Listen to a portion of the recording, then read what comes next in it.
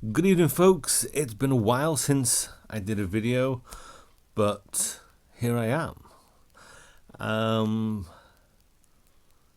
here to talk about some Charlie Chaplin films, because over the last few months it's taken longer than I would have liked, but unforeseen circumstances have happened.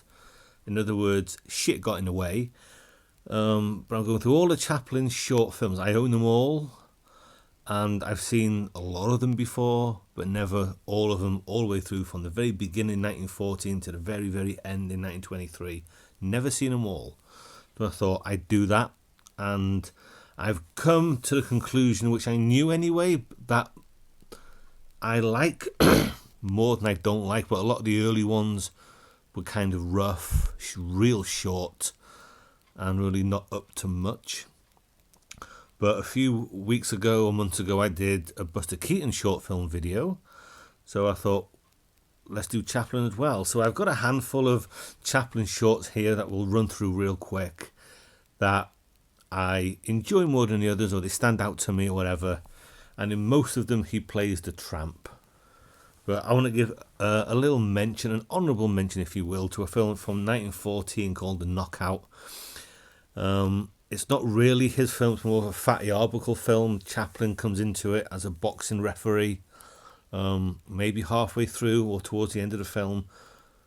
But I really enjoy that film, so I want to put that in there. That's The Knockout. Then, in no particular order other than how they're written here, from 1914, Faced on the Barroom Floor. The tramp, a successful painter, he lost his love, and he's now a drunk, and he recounts his story to the people in the pub.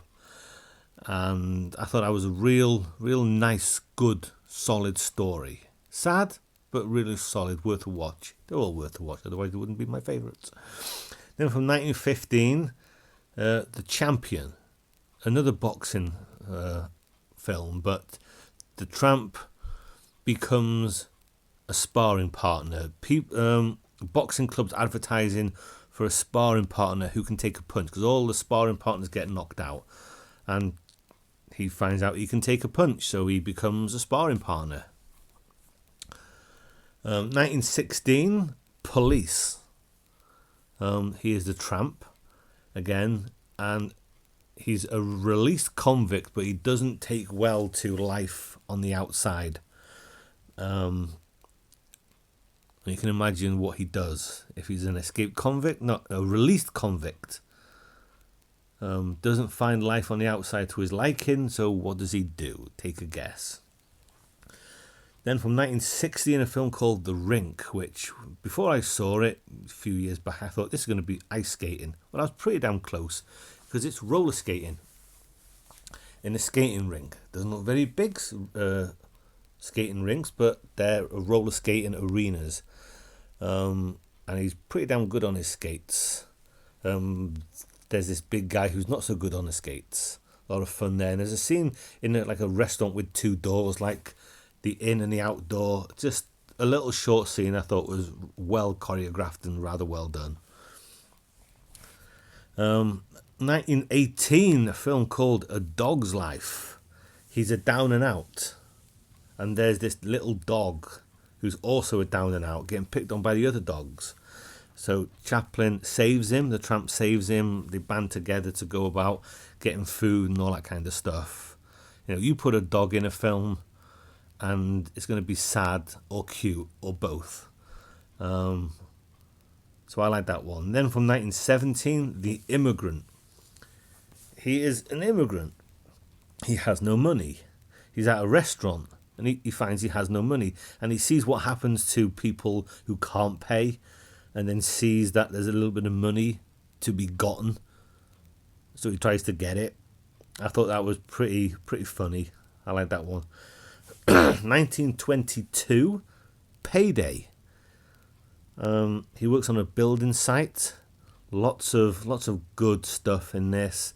There's a scene with a lift where Chaplin's up here having his lunch, someone's down here having their lunch, and the lift keeps going up. They're putting things on. It goes down, take it off, comes back up, thinking, where did that come from? That kind of thing.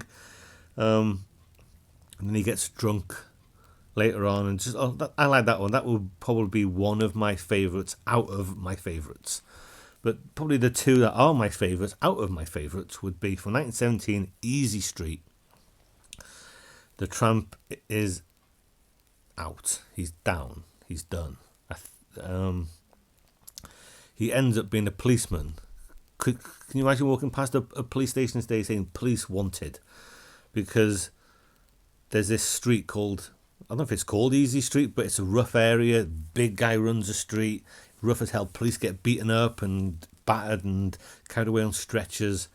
And he becomes a policeman and goes to Easy Street, not knowing what the fucking clue what's happening there. Ends up arresting the big guy. Then the big guy gets loose and then comes after the tramp. One of my favourites. But perhaps my favourite, or the most memorable, maybe the most memorable, from 1916, where he doesn't play the tramp. It's called 1 a.m. And I'm sure we've all been in this situation. I know I have, maybe not to this extent. We've all been in this situation. He comes home drunk and he tries to navigate his house to get to bed.